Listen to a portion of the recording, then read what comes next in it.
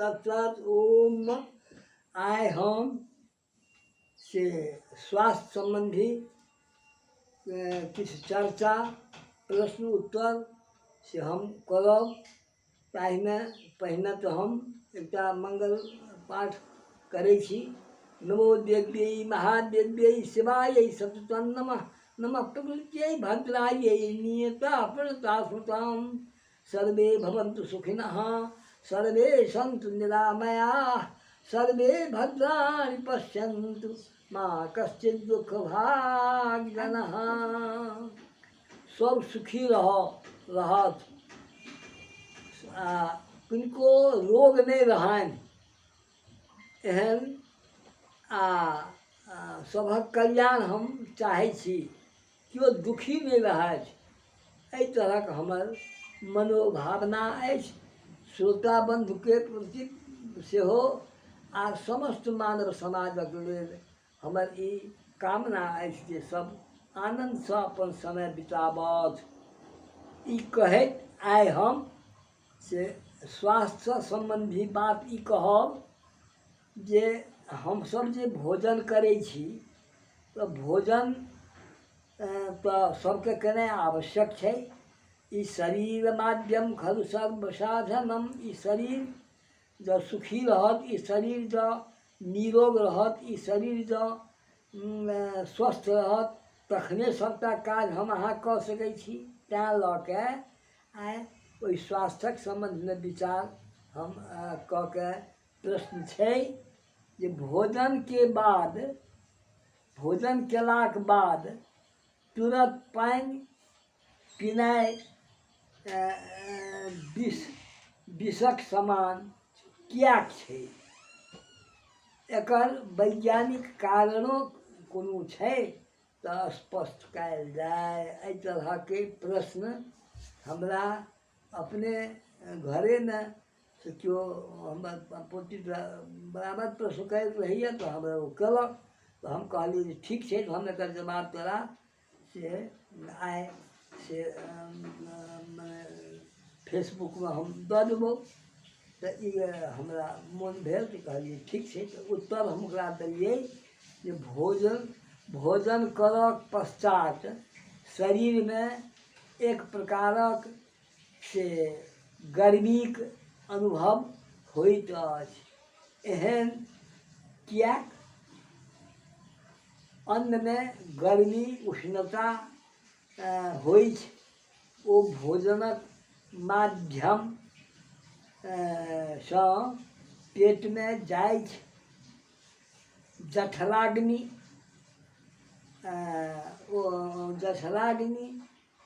ओहि भोजन के पचेबाक काज में लागि जाइ छै तथा अन्नक गर्मी सँ उत्पन्न गैस अपना मार्ग सँ बाहर निकलैत अछि, जखन कि तुरंत जल पीला सँ से निकलऽ वाला गैस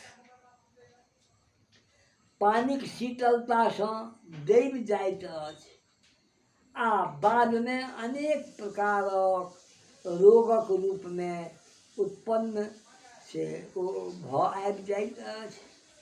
अतः भोजन के बाद एक दू घोंट पानि पी ली तऽ ओ ठीक छै। ओ सेहो गरम पानि, बेसी नहीं।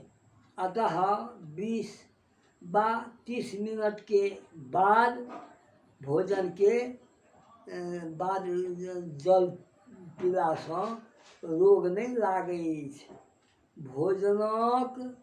भोजन कऽ लेबाक बाद 2 वा 3 घोंट पानि कहलहुँ पहिने जे गरम पीला सँ नुकसान नहीं होइ छै।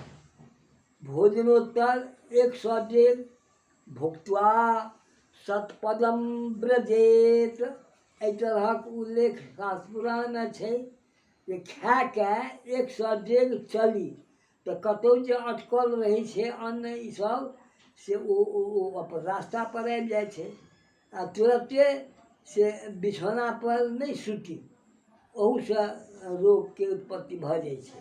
भोजनोत्तर पानि पीनाइ बिखबच होइत छै, बिख जकाँ।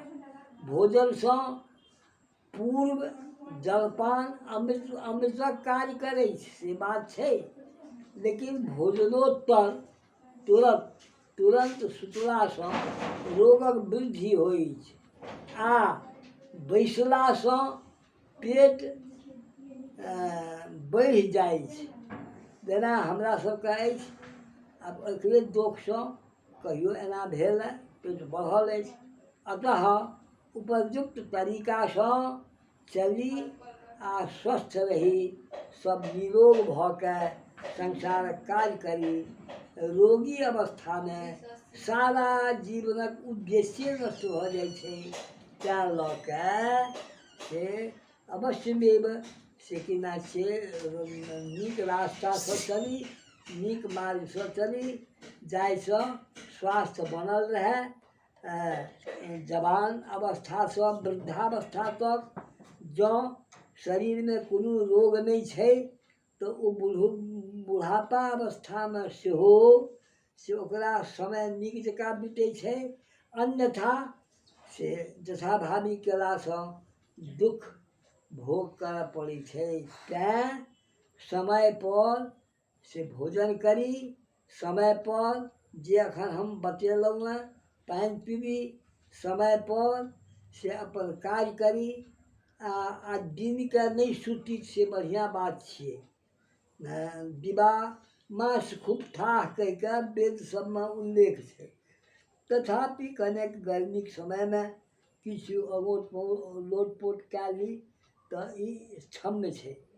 तैँ से खा कऽ तुरते सुती नहि, एक सटेक अवश्य चली। ई हमहूँ करब, आब आइसँ निश्चिते करब। आ एहिसँ पहिने कहियो कहियो करै छलियै तहन ठीक रहै छलै मोन। आइ काल्हि वृद्धावस्था जे छै से परेशान कयने छै। तैँ लए कऽ आब हमरा से कखनो गैसे बढ़ि जाइए, इएह सब कारण लऽ कऽ बुझा पड़ैए। तैँ सबके सावधान भऽ जेबाक चाही।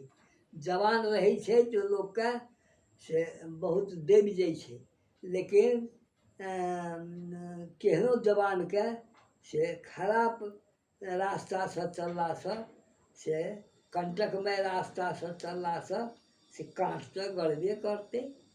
तैँ से काट नहि गड़य आ नीक रास्तासँ चली, ओ नीक बात। एतेक कहैत हम एहि विषयक अंत तक आबि गेलहुँ अछि आ आब हम से इतिश्री सेहो करब, जाहिसँ से केना छै हमर ई कार्यक्रम एखुनका समापन भऽ जायत।